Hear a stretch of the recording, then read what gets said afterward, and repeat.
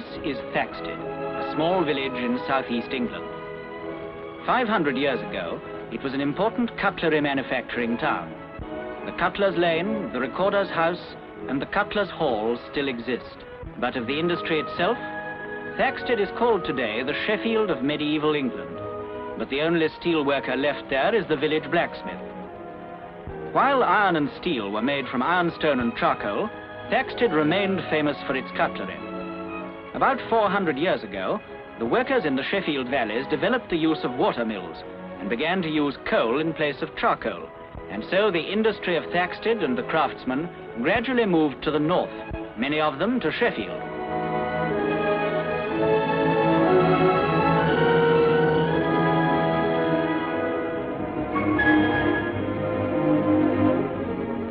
In the Firth Brown works, the traditional and hereditary skill of the craftsman has been developed over more than a century. Today, these works, covering an area of 80 acres, employing over 8,000 people, are specially equipped to produce high-grade steels of all types and in many forms. These electric arc furnaces have a melting capacity of 10 to 30 tons each.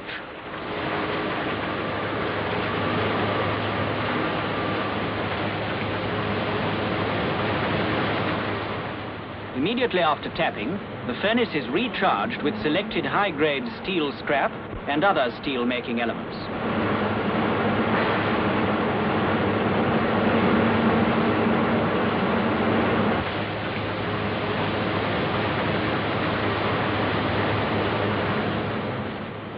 The roof then swings back and melting proceeds under the action of 16-inch diameter graphite electrodes with an electrical input of 5,500 kilovolt amperes.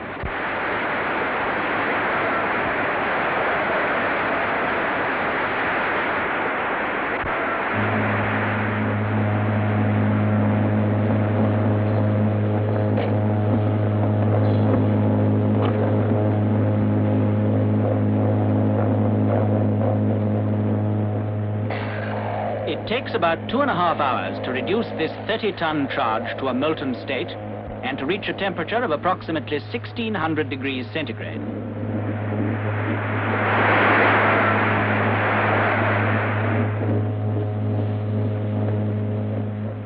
The slag, which is a non-metal layer above the molten steel, is formed by additions of ore, lime, fluorspar or silica sand. This reduces the amount of the undesirable element phosphorus.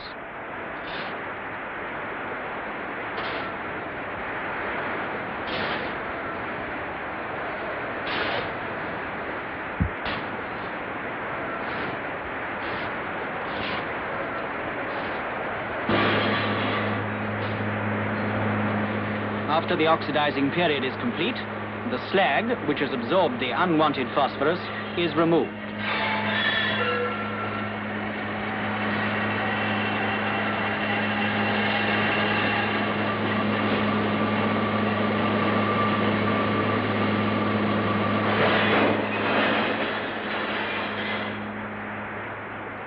Now, and during the whole refining period, frequent samples are taken for laboratory analysis in order to check the composition of the bath.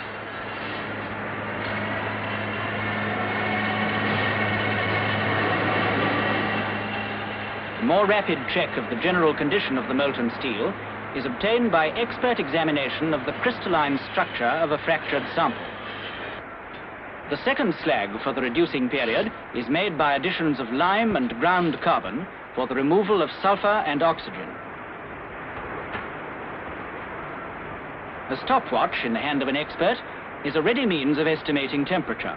In this mirror test, the sample passer observes the time taken for a liquid sample of the steel to form a solid skin.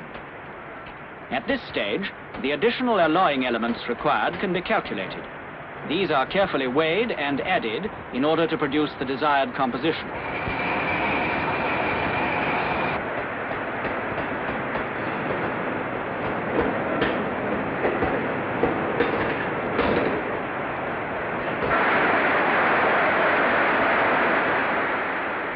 The bath is then stirred or rabbled to ensure thorough mixing for uniformity of steel and temperature.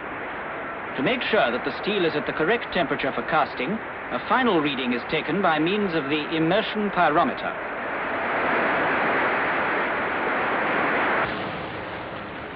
Temperature and composition are right. Work on the furnace stage is complete. The preheated ladle is brought into position. The current is cut off. Up go the electrodes, and as the furnace tilts, 30 tons of finished steel pour into the waiting ladle.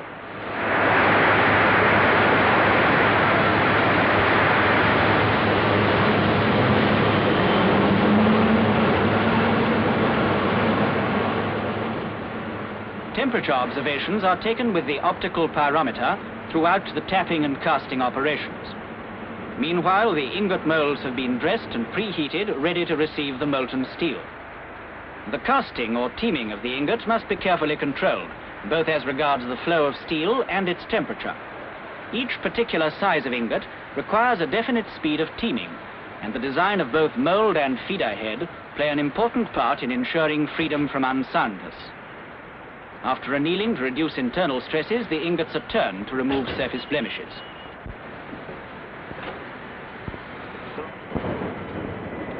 The ingots are then reheated and reduced to billets by rolling. The rolls and rolling procedure are designed to give gradual reduction of the ingot to the size and shape of billet required.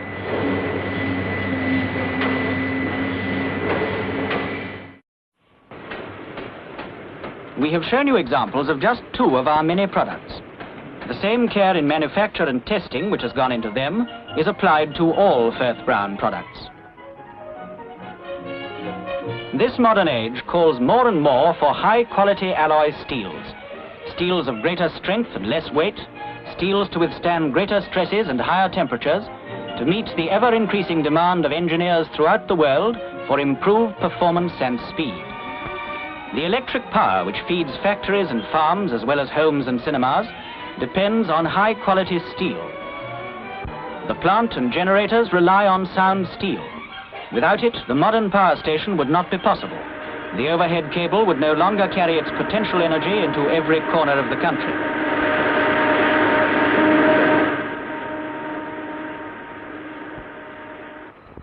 The railway systems of the world depend on steel, high-quality steel, for their speed and safety. Many tires and wheels, pistons and cranks and countless other component parts are made from alloy steel.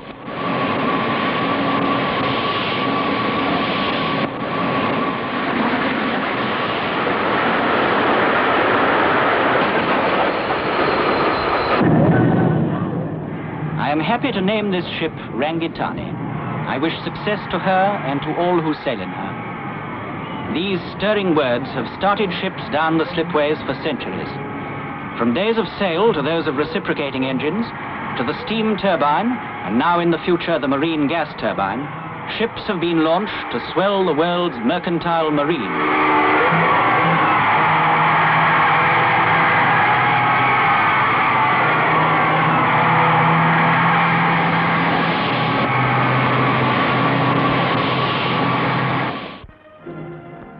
The famous ships, oil tankers, colliers and small fishing boats are all dependent upon special steels to produce the motive power to enable them to carry out their work with speed, confidence and safety throughout the oceans of the world.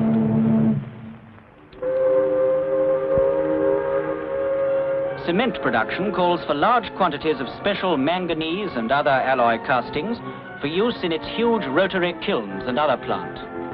The temperature inside these kilns, about 1100 degrees centigrade, indicates the onerous conditions under which steel serves this industry. Quarrying and mining equipment is subject to severe abrasion and very heavy work. Here, by way of an example, are digger teeth produced as manganese alloy steel castings in the buckets of these massive excavators.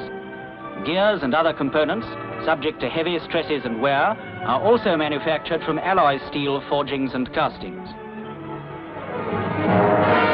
In contrast, the textile industry, with its spinning frames and looms, like other complicated pieces of machinery used in 1001 industries serving our daily needs, must employ special steels.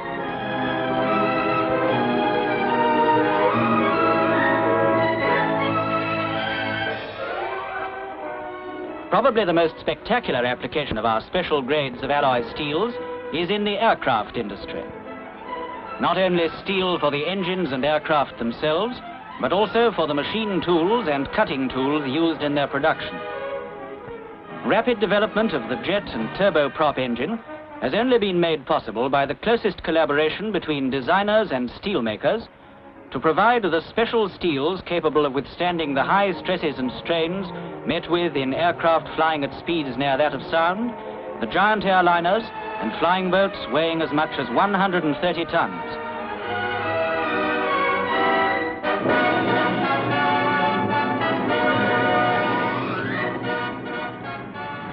New aircraft all have their special problems. Increased weight, higher landing and takeoff speeds bring an increasing call on alloy steels able to perform satisfactorily under increasingly severe conditions of service. Even these old Crocs used alloy steels, and if the aircraft industry needed alloy steels 40 years ago, how much more does it depend on its high quality and uniformity today? Let these modern aircraft speak for themselves, but there is surely no finer example of the quality of these steels under the most exacting conditions of service.